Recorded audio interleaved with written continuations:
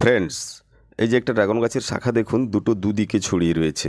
এই সময়ে অজস্র ডাল এরকম বেরোতে থাকবে, যেগুলো অগোছালো থাকবে। তো তার শাখাগুলোকে পজিশানে নিয়ে নিন, অর্থাৎ ভাড়ার অনুকূলে নিয়ে নিন। এটার জন্য সাধারণ একটা ম্যাটার, যেটা এটা একটা সুতো নিয়ে নেবেন, আগাটা পেঁচিয়ে নিয়ে একটা ফাঁদ করে নেবেন, নিয়ে এটাকে ভাড়ার এ প্রান্ত থেকে ও প্রান্ত পর্যন্ত এরকম একটা টান দিয়ে নিন, এবং সেখানে হয় ড্রাগন গাছের যে শাখাগুলো বেরিয়েছে তার গোড়াতে, অথবা আপনি যে খাঁচির সঙ্গে বেঁধেছিলেন গাছটা ওঠার সময়, ওটার সঙ্গে এরকম করে দিয়ে একটা টান দিয়ে নিন।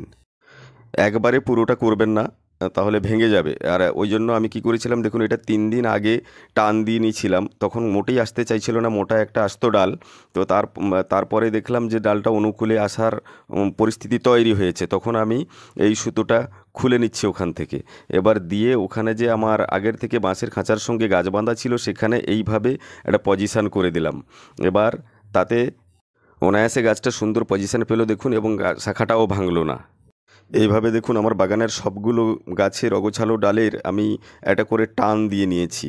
তাতে কি হয়, ছোট অবস্থায় ডাল বড় হওয়ার পূর্বে যদি আপনি এরকম মুভমেন্ট নিয়ে নিতে পারেন, তাহলে বাগানটা সুন্দর করে সাজানো যায়। এটার কারণ হচ্ছে গাছের একদম নিচ থেকে উপর পর্যন্ত পরিষ্কার রাখা, অর্থাৎ দেখুন যেদিকের ডাল সেদিকে দিয়ে দেওয়া। তার ফলে আলো বাতাস খেলবে, পোকামাকড় আসবে না, এবং দারুণ একটা রেজাল্ট হবে। চারদিকে বাতাস খেলতে পারবে, কোনো প্রতিবন্ধকতার সৃষ্টি হবে না। এই দেখুন, এবার বলি, এই সময় ড্রাগন গাছের উপর থেকে অজস্র শাখা বেরোতে থাকবে, সবগুলো তো নেওয়া যাবে না, তাহলে তো ডাল ভোঁতা হয়ে যাবে এবং ফল দেওয়ার ক্ষেত্রে প্রতিবন্ধকতা তৈরি হয়ে যাবে। তো সেক্ষেত্রেই দেখুন, এই গাছটিতে আমার 6টি শাখা উপর থেকে বেরিয়েছে।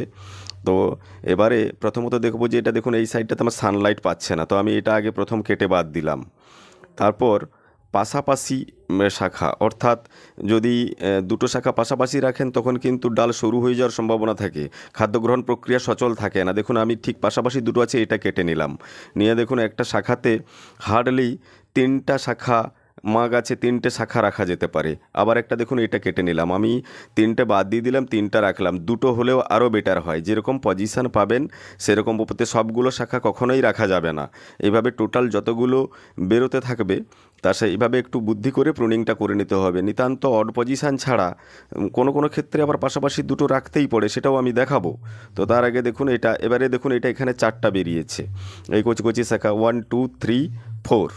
এবার এখানে কি করব আমি না, সামনের পিছনের যে দুটো আছে এগুলো পাশাপাশি থাকার কারণে ওই দুটো প্রথমে দেখুন এটা কেটে নিলাম, এবং তারপরে নেক্সট এটা।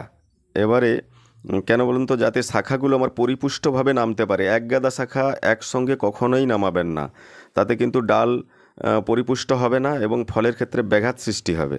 আবার এই কয়েকটা ডাল আমি পরপর আপনাদের প্রুনিং করে দেখাচ্ছি। দেখুন এটা এখানে কতগুলো শাখা বেরিয়েছে দেখুন, উপর থেকে 1 2 3 4।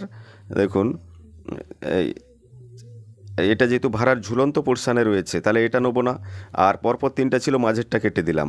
আর এটা দেখুন এক্ষেত্রে এবার নিচ থেকে যেটা বেরিয়েছে ওটাকেও আমি রাখলাম না, বাদবাকি আর হচ্ছে এটা থাকলো, ওটাও আমি পরে কেটে দেবো। পজিশানগুলো দেখা, দেখুন এখানে 3টা রয়েছে, 3টার মধ্যে দুটো, একটা উড়িয়ে দিলাম, দুটো ডিস্টেন্স হয়ে গেল। আবার এর পরবর্তী স্টেপে দেখুন এখানে কটা রয়েছে, 1 2 3 4 5, আরও দেখুন সামনে রয়েছে 6। তো এটা একদম ভাড়ার থেকে অনেকটা নিচে রয়েছে, এটা আমি ফার্স্ট ভেঙে নিলাম। এবং তারপর ওখানে যে আমার 4টা রয়েছে, 4টার মধ্যে এখানে দেখুন একসঙ্গে তো রাখাই যাবে না, আর ভাড়ার গোড়া থেকে টান দিয়ে আমাকে সুতো দিয়ে নিয়ে আসতে হবে, তার থেকে ওটাও ভেঙে নিলাম।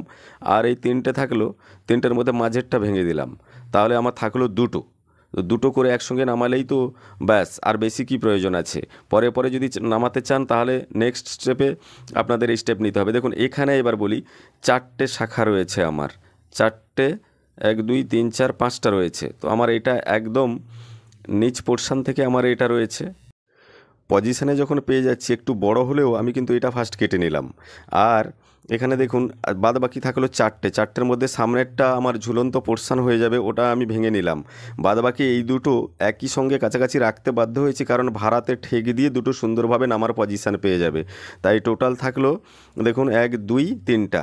আবার এখানে দেখুন কতগুলো শাখা বেরিয়েছে, 1 2 দুটো, এবার দেখুন 3টে 4টে 5টে, এবার দেখুন এটা হচ্ছে আপনার টোটাল এই পজিশানটা দেখুন ঝুলন্ত, নিচে অনেকটা নিচে। তো আমি এখানে কিন্তু শাখা রাখবো না, এটাকে ভেঙে নিলাম। এবার দেখুন এটাও ভেঙে দিলাম, আবার এটাও ভেঙে দিলাম। এবার বাদ বাকি থাকলো একটা আর দুটো, যেটা সুন্দরভাবে ভাড়ার উপর থেকে পজিশান নিয়ে নেওয়া যায়। আবার এখানে আরেকটা দেখুন, কয়েকটা আমি দেখাচ্ছি, 1 2 3টে পাশাপাশি রয়েছে। তো সেক্ষেত্রে চারটে। এবার দেখুন এটা সে একদম আউট পোর্শনটা আগে ভেঙে নিলাম দুটো। তার ফলে এবার থাকলো আমার এখানে 1 2 দুটোর মধ্যে 3টে থাকলো, 3টের মধ্যে আমি দুটো রাখলাম। পরের স্টেপে আবার দেখা যাবে একটু বড় হওয়ার পর তখন কোনটা রাখবো, কোনটা বেশি গ্রোথ করে সেটা দেখে কিন্তু এই শাখাগুলো এইভাবে একটু বুদ্ধি করে সাজিয়ে নিতে হবে। দেখুন আরেকটা দেখাই, 1 2 3 4 5 6 অনেকগুলো বেরিয়েছে। তো এটা এই ক্ষেত্রে প্রথমে কি করব না, এটা দেখুন একেবারে সামনেরটা, তারপরে এটা ভাড়ার কাছাকাছি যেগুলো থাকে সেগুলোতে চলে আসতে হবে। আর এই শাখাগুলো এগাতটা কোথাও বেশি রাখবো, কারণ যদি নষ্ট হয় সে কারণের কথা ভেবে তখন আমি পরে কিন্তু আবার সেকেন্ড স্টেপে এটা আবার ছাঁট করব। অর্থাৎ সেক্ষেত্রে কোনো জায়গায় 2 3টে দুটো রাখা বাঞ্ছনীয়, সেক্ষেত্রে আমি রেখেও 3টে 4টা কখনোই রাখা যাবে না। এই সময় শুধু উপর থেকে নয়, নিচ থেকেও অসংখ্য কুশি বেরোতে থাকবে। এগুলো কিন্তু মানে একবার ভেঙে দেওয়ার পর আবার 3 দিন পর দেখবেন আবার বেরিয়েছে। এগুলোও কিন্তু অল টাইম ভেঙে রাখা প্রয়োজন, তবে আপনি কিন্তু উপর থেকে গ্রোথটা পাবেন। এই মুহূর্তে যদি আপনার উপরের বাগান পুরোপুরি সেজেও যায়, অর্থাৎ উপর থেকে কুশি নেওয়ার প্রয়োজন যদি নাও থাকে, তাহলেও কিন্তু এক্সট্রা কুশি নেওয়া প্রয়োজন রয়েছে। কারণ হচ্ছে সানবার্নের এফেক্টে কিছু ডালপালা আক্রান্ত হবে, তো সেগুলো ছাতার মতো কাজ করবে। আর যখন সানবার্ন থাকবে না তখন ওই এক্সট্রা ডালগুলো ছেটে দিলেই হলো। আর গরম পড়তে শুরু করেছে, এখন কিন্তু ওই ব্যাকটেরিয়াল বা ফাঙ্গাল ডিজিজগুলো একটু কমবে। তো এক্ষেত্রে যদি আপনাদের এখনও লাল টিকা টিকার দাগ বা পচন খুব বেশি পরিমাণে থেকে থাকে, সেক্ষেত্রে এটা কিন্তু শুধু ব্যাকটেরিয়াল ডিজিজের কারণে আক্রমণ নয় বা ফাঙ্গাল অ্যাটাক শুধু নয়, এটা কিন্তু জিঙ্কের অভাব ঘটিত কারণে ঘটতে পারে। সেক্ষেত্রে এখন হচ্ছে আপনাদের 16 লিটারের যে ড্রামগুলো আমরা ইউজ করি, এটাতে 3 গ্রাম স্ট্রেপ্টোমাইসিন নিয়ে নেবেন এবং এর সঙ্গে জিনকাম সি, যেটা আমরা স্প্রে করি, চিলেটেড জিঙ্ক, এটা হচ্ছে 16 লিটারে 16 গ্রাম দিয়ে দুটো একসঙ্গে পাঞ্চ করে স্প্রে করে দিন। এবং তার ঠিক 48 ঘন্টা পর ওর সঙ্গে হচ্ছে আপনারা আবার একটা টাটার ব্লাইটক্স অর্থাৎ কপার অক্সিক্লোরাইডের মিশ্রণ, এটা হচ্ছে লিটারে 4 গ্রাম হারে দিয়ে গোটা গাছ ভালো করে স্প্রে করে দেবেন। দেখবেন যে এই রোগগুলো, অসুখ বিসুখগুলো কিন্তু আর থাকবে না। গাছের ভেজিটেটিভ গ্রোথ কিন্তু এই মুহূর্তে শুরু হতে চলেছে। এই সময় অজস্র শাখা বেরোতে থাকবে। এই সময় প্রতিবারই যখন গাছের গোড়ায় জল দেবেন, তখন জলের সঙ্গে যে কোনো একটা খাবার পাঞ্চ করে অবশ্যই দিয়ে দেবেন। কখনও দেবেন সিউইড, কখনো হিউমিক অ্যাসিড, কখনো দেবেন ওয়াশ ডিকম্পোজার, আর কখনো দেবেন বা পিঁড়ি ভিজানো জল। এইভাবে রোটেশন আকারে শুধু জল না দিয়ে দিতে থাকুন, তাহলে কিন্তু গাছগুলো নিউট্রিশনের ঘাটতি হবে না, বেটার রেজাল্ট পাবেন। পাশে থাকবেন, লাইক শেয়ার কমেন্ট ও সাবস্ক্রাইব করবেন। বিশ্বজিৎস ওয়ার্ল্ড।